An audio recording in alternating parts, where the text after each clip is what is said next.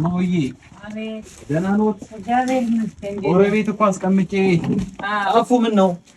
ሄጄ ወደ አንድ ቦታ። ደህና ኖት? እግዚአብሔር ይመስገን። ሰላም ኖት?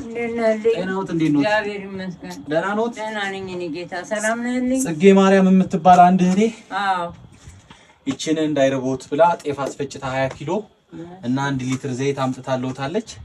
እንዲመርቁልኝ ነው። መርቁልኝ። እግዚአብሔር ይስጥልኝ። ተባረክ። በደስ ዘሯ ሁሉ ይባረክ። አሜን። እስከ 7 ትውልድ እግዚአብሔር ይባርካት። አሜን። አንተንም ይባርክ። አሜን። አስተዋሽን ያኑርልኝ። አሜን። ተባረክ።